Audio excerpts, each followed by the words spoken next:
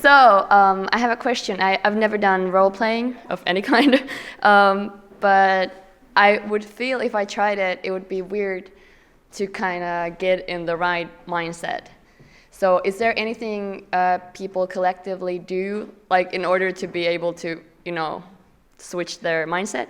And also, is there like any kind of like a script or anything, like how far is it planned or it isn't? Like, where do you know when if somebody goes too far, or is there too far? I mean, how does it work?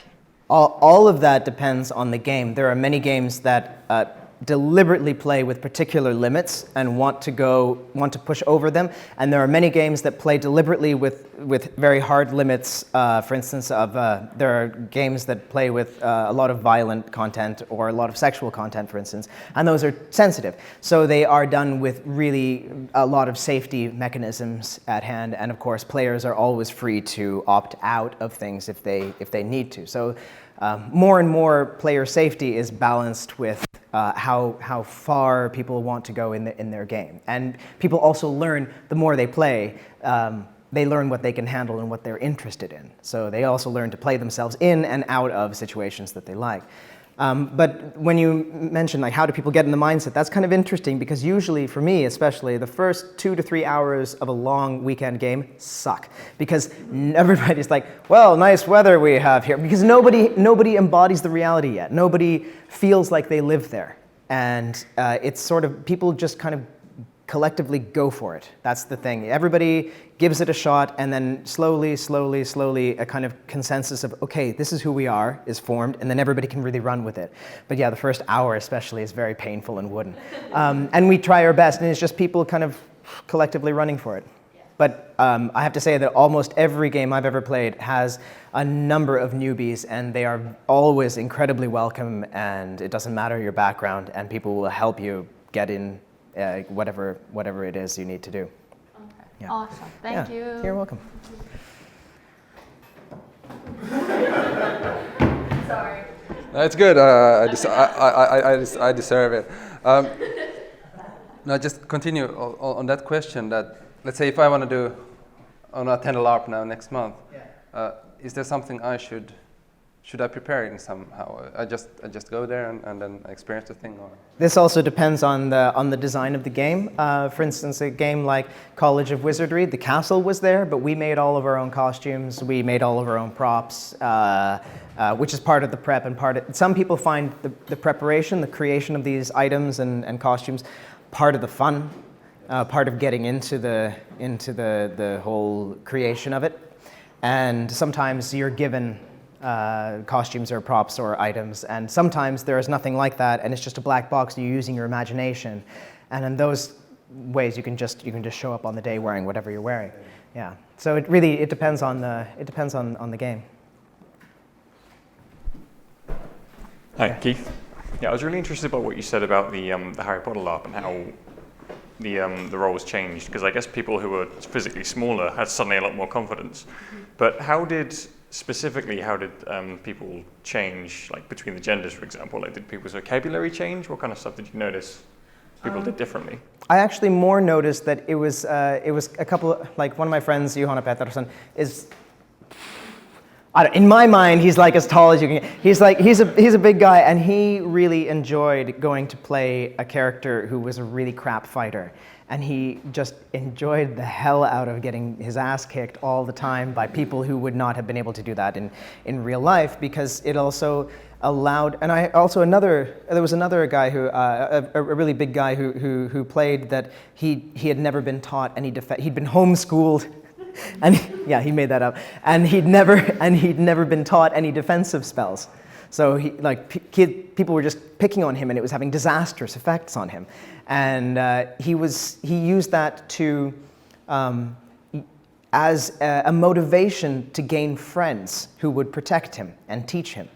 And that was probably something that he hadn't had to do in real life, because he's a big guy. I mean, he wouldn't have had to have friends for that specific kind of protection, at least. But he had to do that in the game. As far as like the length, it was not long enough to say create a utopia of gender equality, shall we say. There were still people wearing fantastic dresses and stuff at the ball, and that's fine. But it was enough for me to notice that okay, this is it's more about your individual like made up magic. Oh no.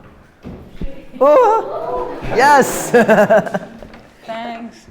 I'm not so worried about getting into the mindset. I'd be more worried about getting out of the mindset. I mean, how do you ever come back from like a Harry Potter land?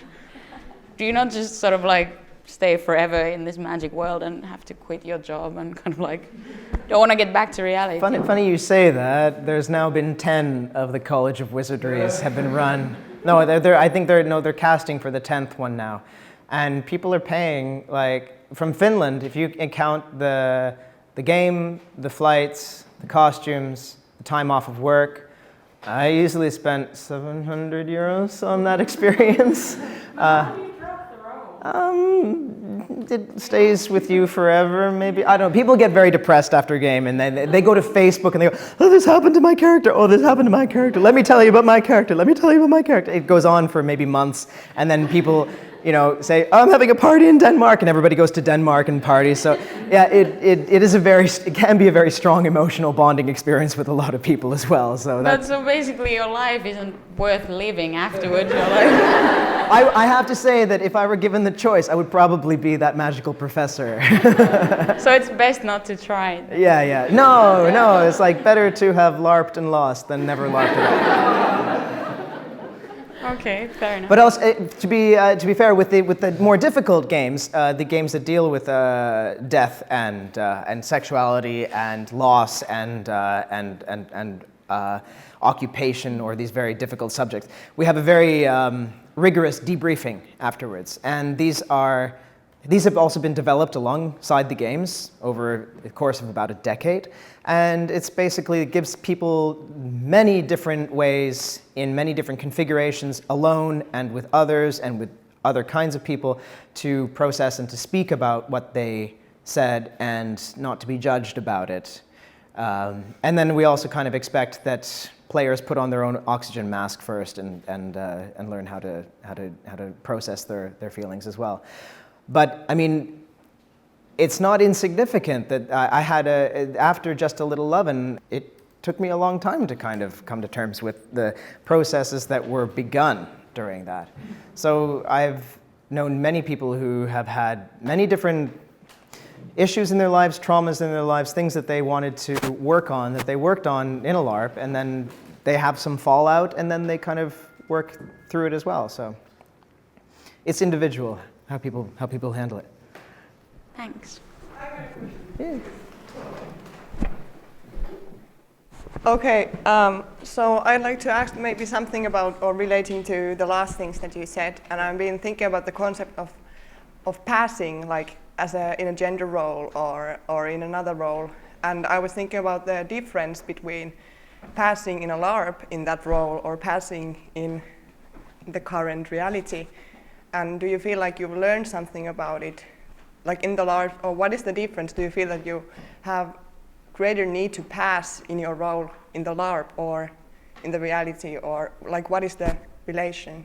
Yeah, that's a super interesting question. If you're unfamiliar with the term passing, it's with gender non-conforming people. It's the phenomenon when you are taken for the gender that you are trying to express. So for instance, if I say I pass as male, it means that when I go to the shop, people address me as sir. That's basically clear.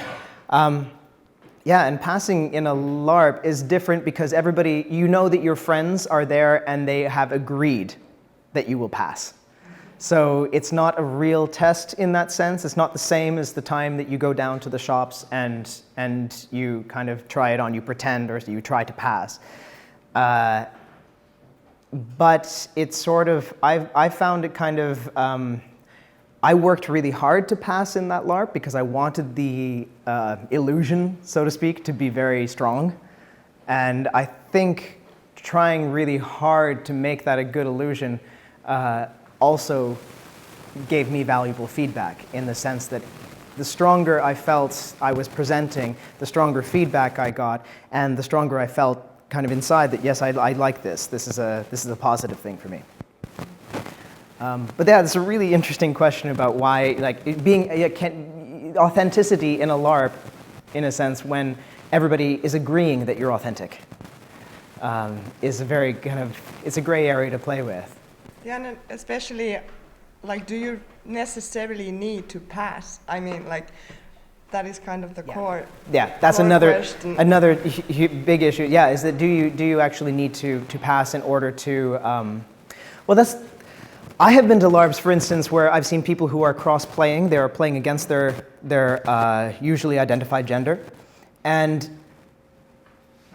it's not necessarily just a visual phenomenon, I think. But some people, I've played a game, for instance, that was an all-female game, all female characters, but in one of the runs, the players could be male, female, or however they identify, but all the characters were female. And some of the guys who played female characters, they kind of looked in drag. It was kind of a guy in drag sort of thing. And some of the guys, even, they just somehow, with the attitude, with the way that they took up space, with the way that they changed their ways of talking, and the way that they really tried to, like, listen and sit back and blend in, they really made it work. And I would, look at them and go, oh yeah, that's a guy inside, kind of thing. Yeah. And the question of whether it's not necessarily do people need to pass, but the problem in our reality right now is that we've collectively agreed that you should be one or the other. And as long as we continue this idea that people should be a woman or a man, either one, doesn't matter which, then it's really difficult to be in the middle because people want to move you immediately into one or the other. They're not comfortable with keeping you there because we don't have a collective agreement that exists. But that's basically... Well, this is why I always answer something funny to the people who ask, like, oh, you are expecting a child. Are you expecting a boy or girl? Like, no, I'm expecting a child. Yeah. But I wanted to kind of have a question about, like you said, that you sensed empathy when living these situations. But do you know if there's, that if people have used these kind of like experiences or situations to really relive like some difficult moments of their lives, or like that if they want to learn, you said that people always complain in Facebook like, yeah, this happened and I want to relive and do this again, but are they also discussing that, wow, I learned this and now I feel better about these people? Or Yeah, yes, all the time. There's all kinds of, most of the players that I know are just, they're curious people, and they're also curious about themselves as well as the world around them. And so after a game, you tend to get a lot of really interesting conversations about, hey, I didn't know I could be like that, or I didn't think about this before the game, and now I'm thinking about it a lot, and this is, I'm really grateful to have that experience.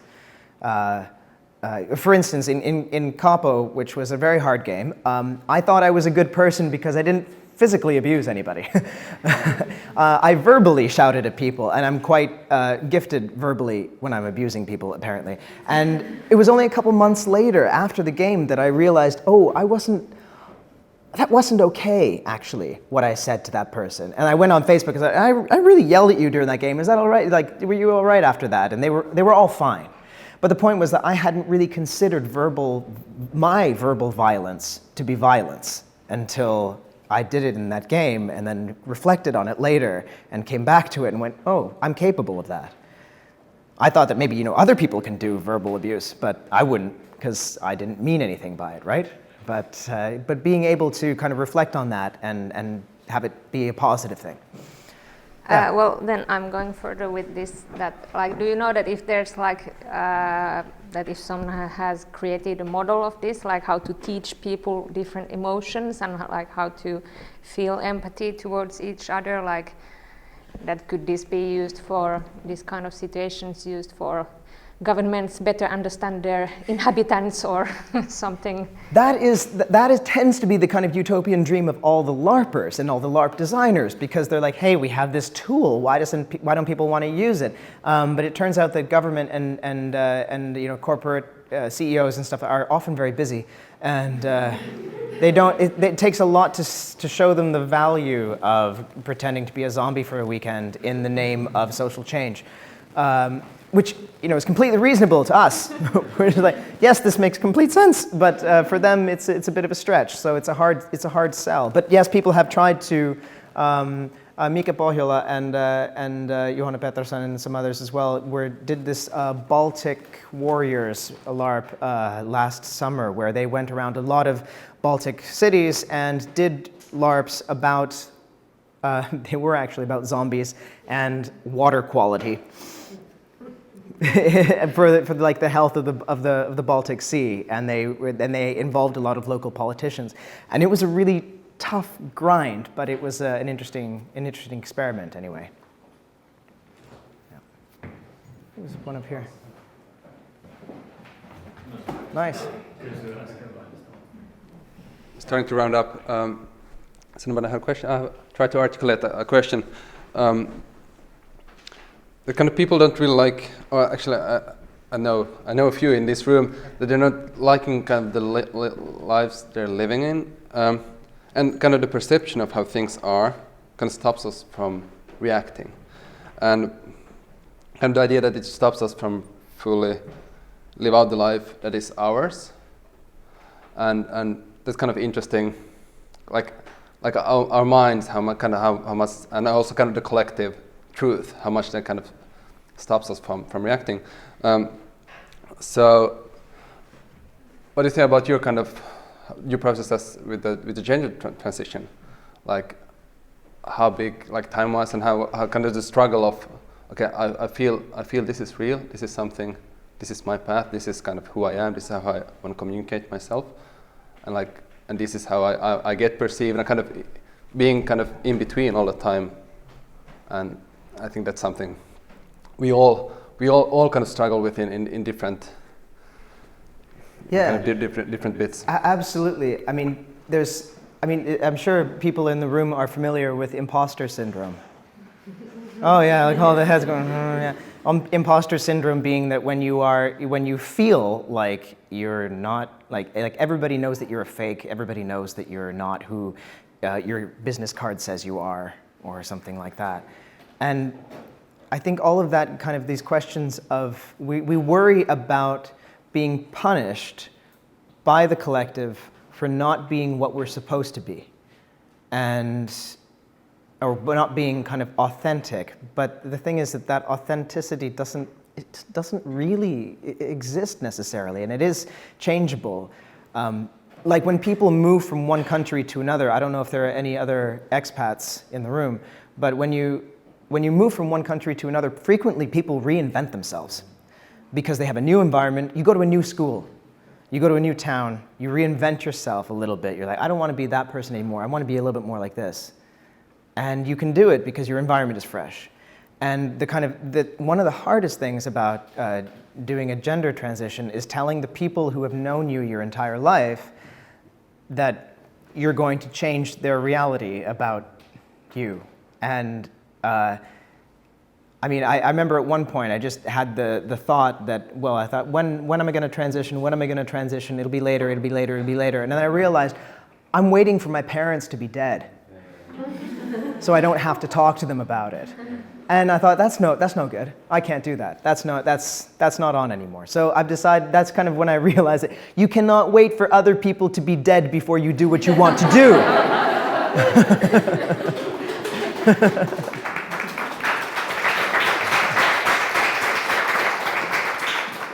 But if you, and if you do want to change yourself, you can change yourself, and you may have to fight a little bit the perceptions of people and expectations of people around you who say that I never saw you as that. Well, you say, well, screw you. You have to do it for yourself if you have to do it. And it takes a little bit of a fight, but if you're not willing to have that fight, then come on. You know. One more. Was there? Oh no. Yes, that's the last one. Okay. Nice. Hey, I'm actually from Canada as well, so I wanted to say congratulations on the World Championship. I also wanted to gloat about that. They liked me for an hour. I'm just saying that just so I could gloat a little more. But I basically wanted to say we're actually kind of LARPing all the time, aren't we? As a comment, in a way that, like, if you go to the bank or if you go to a rap concert, you're not the same person because the context kind of shapes you. Exactly. So it kind of actually just reinforces what you said, that your reality is actually kind of enforced by your social setting. Yeah. And I think that if you allowed yourself to be more versatile, in other words, that you wouldn't conform, in other words, that you'd be more radical or less agreeing upon everything that you're kind of doing. So you're not like you're going to the bank, but you have a certain kind of attitude to the person at the counter that you wouldn't necessarily have if you were going to see, you know, Jay-Z play at, you know, Hartwell Arena or something. Yeah. You know, you would have a different swag. Yeah. You know. Yes. So the whole thing is that, like, you would just be more versatile and allow that for yourself, so that you could also come back from LARPing every time, because you can LARP all you want. Yes. You know what I mean? So I'm going to stop harping about LARPing. Okay. I'm going to give the microphone back. Yeah. Thanks. Yeah, in the sense, there's also, like, I've noticed that, you know, if you have a meeting with your CEO, or just like your account manager, I don't know. And then, you know, a pikkujol happens and everybody's drinking and they're like, all of a sudden they're on the table dancing and the shirt comes off. And you're like, that is really weird. You have to go to the meeting room the next day where they LARP being a responsible adult. You've seen them doing that thing. But that's, I think what it's also taught me is, like, to try to treat people like people in all situations and try to demand that I be treated like a person in all situations. And I think that's one of the nicest things. I'm really grateful for this. Let's give a big hand to Jamie. Thank you. Thank you all for coming. Cheers. Thank you so much. Oh, thank you.